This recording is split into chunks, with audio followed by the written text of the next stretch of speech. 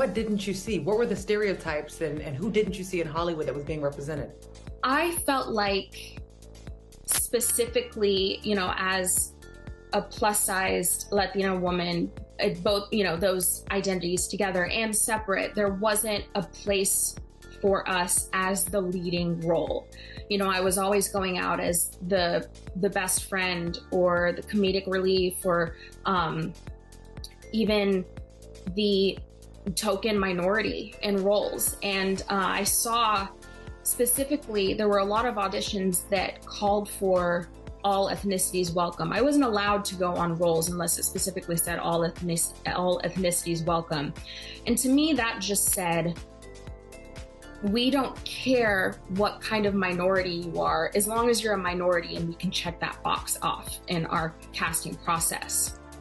And that was extremely upsetting to me because I felt like if we were telling the correct stories and if these stories were being told by people of color and by minorities, then we wouldn't be searching for any ethnicity welcome. You know what I mean? We would be specifically looking for people to tell their own stories. And that's why I decided to go behind the camera and then eventually return to being in front of the camera, because I felt like it was incredibly important to step back and start directing and writing and creating the stories that need to be told instead of just playing a role in someone else's story.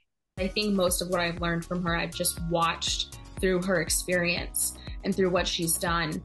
She obviously gives me a lot of great sister advice, but I think it's more powerful to see her in action and to see her, especially seeing her tell her story. You know, I've started to share my personal story, my issues with addiction and my journey in recovery, and I would have never, ever, ever done that if it wasn't for her. I think her honesty, her bravery in being 100% honest and open and being an open book, I think that is what drives me to, I mean, it drives me to say the things that I've said in this interview today, because a lot of it, you know, it's easy to get scrutinized in this industry, to get scrutinized for literally anything that you say.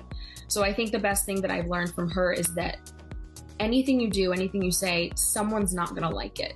So you're never gonna please everyone. So you might as well be yourself and say what you have to say and tell your truth. Would you be up for a Desperate Housewives reboot? Absolutely, I would be up for a reboot. I think about it all the time. People ask me that question a lot.